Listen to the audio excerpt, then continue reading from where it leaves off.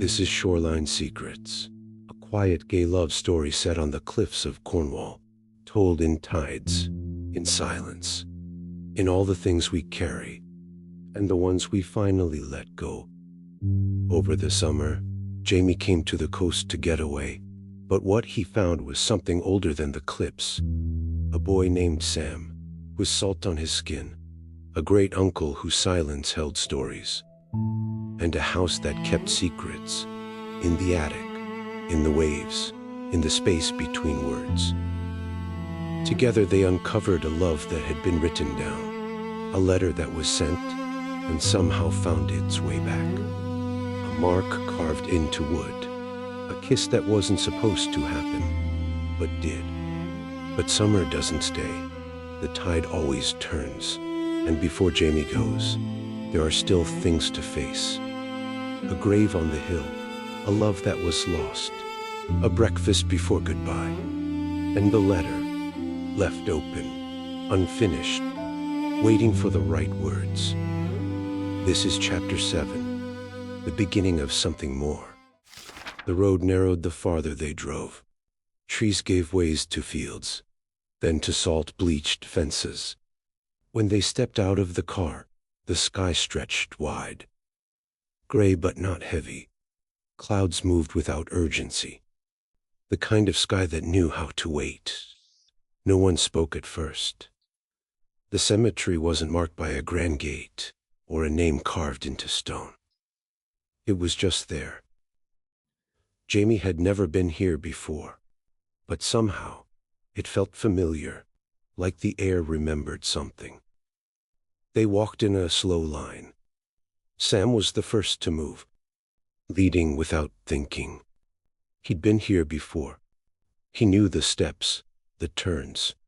He hesitated once, hand in his pocket, about to gesture forward, about to say this way. But Edward didn't wait. He didn't follow. He turned on his own, quiet and steady, his feet finding the slope without looking. Sam fell back beside Jamie. They exchanged no words, only a glance, and together they let him go ahead. Edward didn't stop. He didn't pause at the rows of names or trace his fingers over unfamiliar stones. His path curved gently to the right, and the grass parted beneath his steps like the land had always known he'd return. When Edward finally stopped, he stood in front of a small slate marker. No cross, no decoration, just a name, 2 dates, and a quiet weight of time. He didn't kneel, didn't touch the stone. He stood still, as though he already spoken every word in his heart 1,000 times before. And maybe he had. The silence was not uncomfortable. It pressed around them gently, not demanding to be filled, only witnessed. Jamie and Sam stopped a few paces behind. Knowing this moment was not theirs to hold, they lingered at a respectful distance. Edward's voice came only when it was ready. They said it was the water. He didn't sound bitter. Didn't sound angry. Just tired. Just honest. A calm morning. He went out early, like always. Alone. They found his board, but not him. I didn't see him again. The words didn't echo. They simply landed, soft. Jamie looked down, but not away. Sam's hand brushed against his, not to hold, just to say I'm here. We argued, Edward said, about something. I can't even remember what. But I told him to leave. Told him to go. I slammed the door. I didn't mean it, but that's the last thing I gave him. His posture didn't change. No longer pulled back by pride, but bowed by memory. He died thinking I didn't want him, Edward said. That's what I carry. Not that he's gone, but that I let him go thinking he wasn't loved. Jamie blinked against a sudden weight behind his eyes. Sam turned slightly toward him, eyes glassy but calm. And still they said nothing. They just stayed.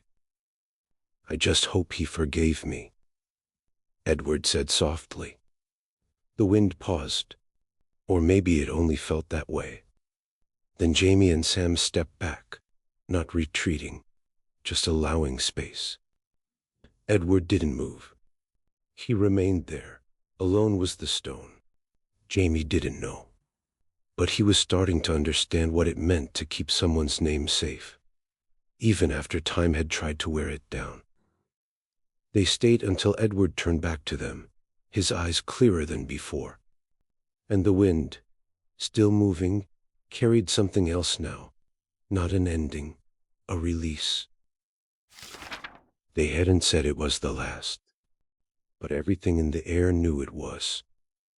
Jamie ran his fingers along the edge of his board, gaze skimming the waterline like he was searching for something he couldn't name.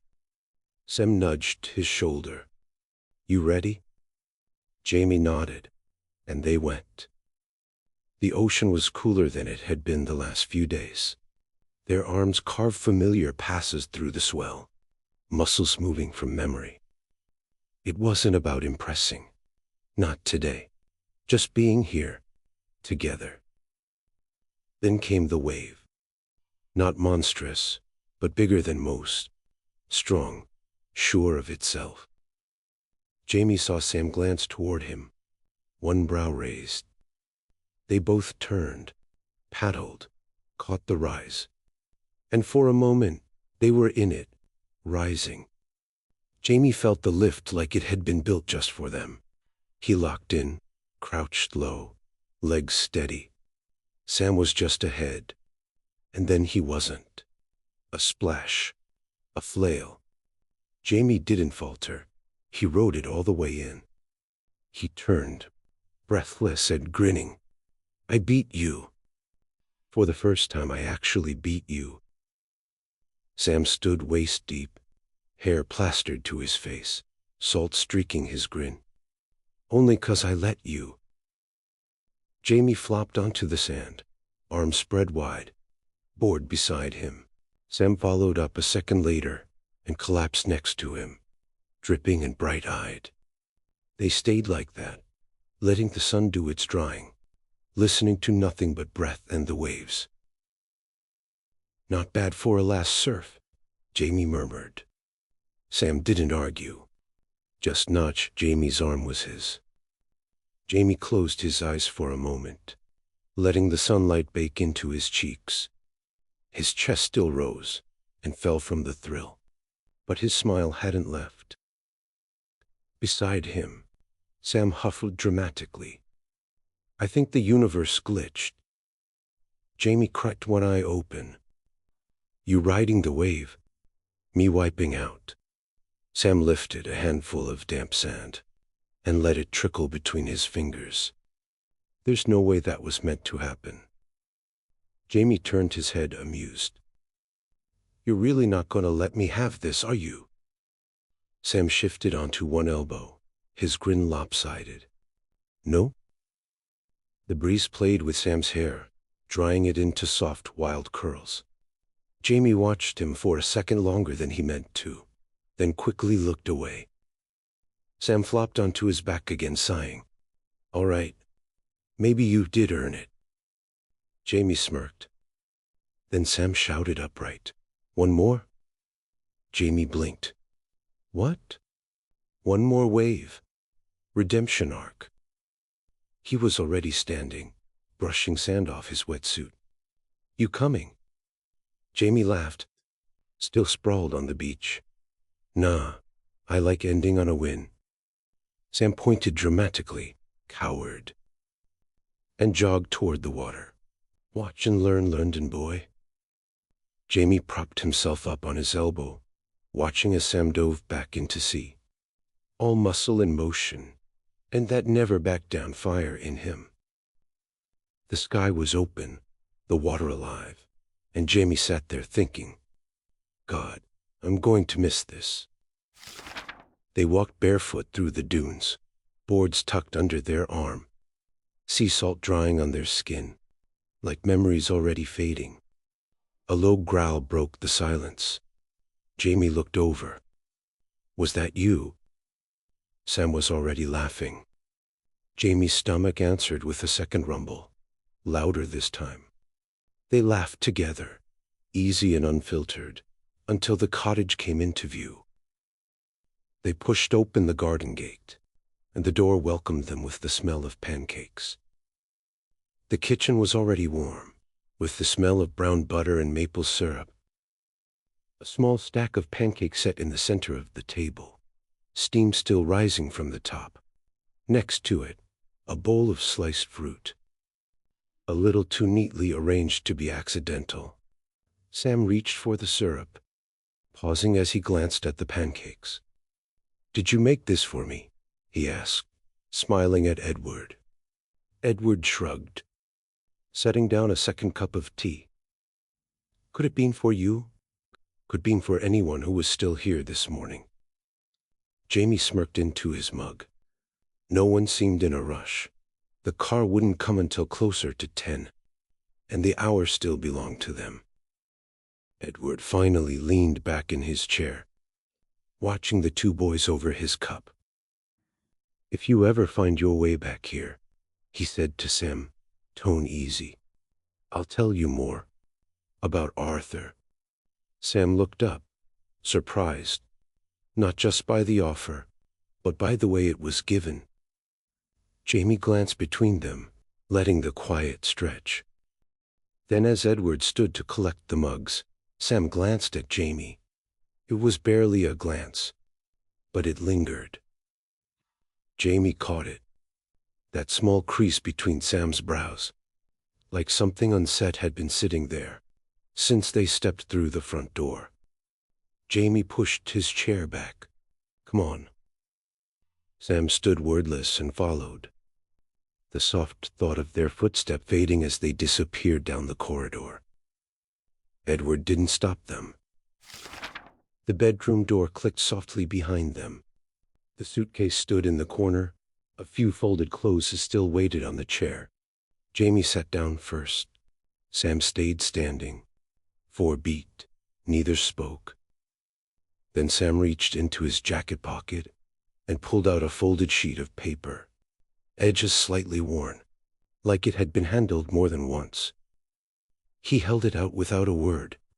Jamie looked at it, then at Sam. "What's this?" "A letter," Sam said, voice low. "But don't read it now." Jamie blinked. "Why?" Sam gave a small breath of laugh. "Because if you read it now, I might not get out of here alive." Jamie took it gently, fingers brushing Sam's. He didn't open it. Instead, he set it carefully inside his journal and looked back down. "You really wrote me a letter?"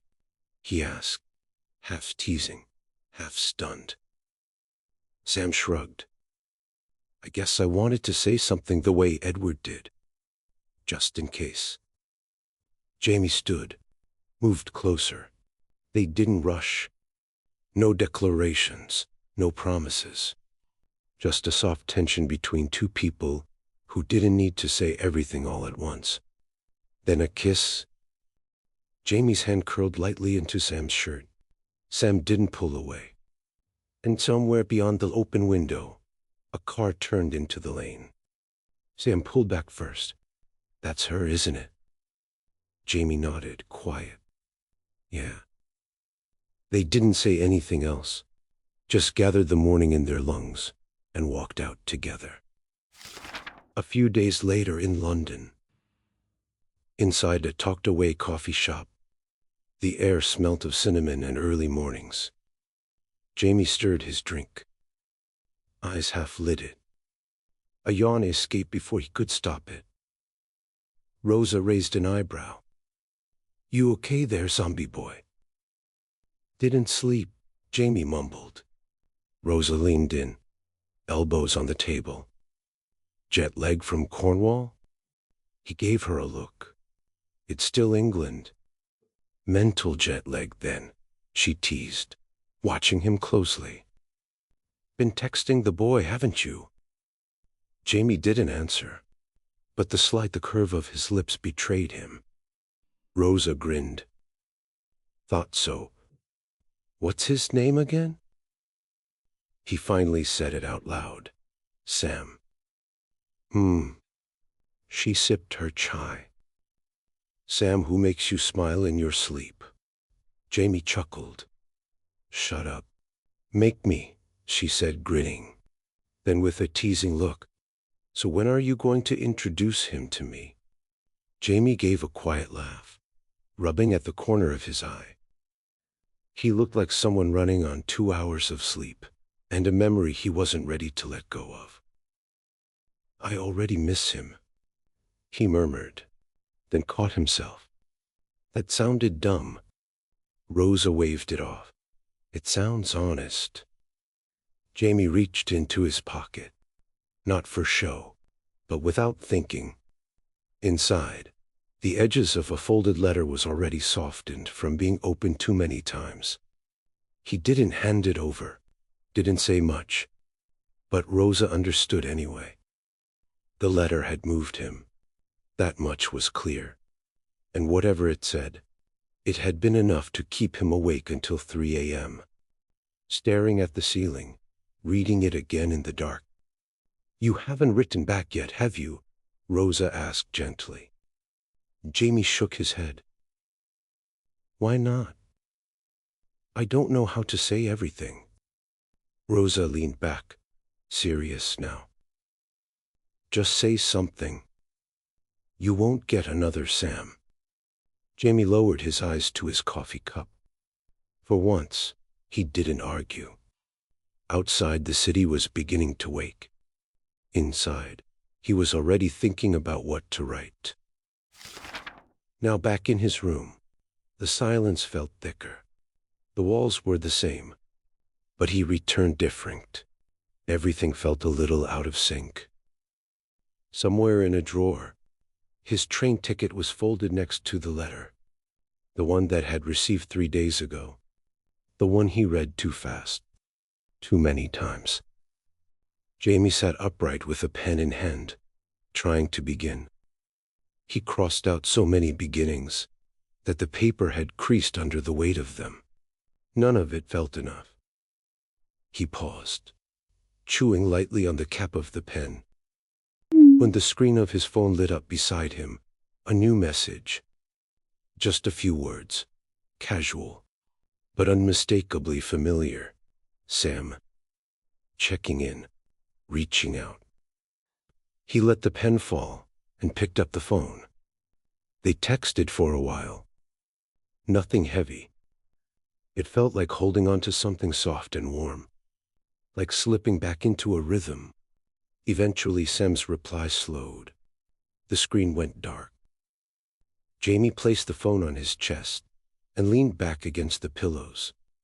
The room was dim now, just a low glow of the bedside lamp pulling around him. The letter still waited beside him, blank in all the ways that mattered. He meant to pick up the pen again. He meant to try just one more line. But his eyes closed first. And somewhere in the quiet between their last message and morning, he drifted off. The letter still unfinished on the sheets. The morning was already halfway over when Jamie stirred. Light poured through the thin curtains of his London bedroom. A soft knock came, followed by the creak of his door. His mom peeked in. "Did you forget what today is?" Jamie blinked, the words still foggy in his head. She stepped inside, mug in hand. "The results. Shall we check?" It took him a second to catch up, to remember the application, the long nights, the essays, the doubt. He reached for his laptop with a sleepy groan and sat up, wiping at his eyes. She stood beside him as the page loaded, a heartbeat. Then, accepted. His mom's hand flew over her mouth with a joyful gasp, and Jamie let out a laugh. Startled, breathless, real. She kissed his forehead, congratulated him in a voice that cracked, and left him alone to take it in. Jamie sank back against the pillows, eyes still on the screen. A slow smile found its way to his face. Not just for the acceptance, but for the way it made things possible again. Beside him, the letter still sat unfinished, its corners curled, its ink smudged. He looked at it for a long moment. Then instead of reaching for the pen, he reached for his phone. His fingers hovered briefly over the screen, then tapped. Calling Sam. It rang once, then again. And then he heard Sam's voice. This was Shoreline Secrets. It wasn't an ending. It was the start of something quietly new. Jamie and Sam's stories didn't close at the shore. It just turned its first page. What began with an attic and an old letter became something more. A promise carried forward, a love returned, a future not yet written, but finally within reach. Thank you for being part of this slow, soft unfolding, for listening through the silences, the waves, the truths that took their time. If this story stayed with you, let us know in the comments. Like, follow, and subscribe to Gay Audiobooks. The full Shoreline Secret is coming soon. Ready for re-listening or gifting to someone who needs a story like this. And there's more on the way. New voices are waiting to be heard.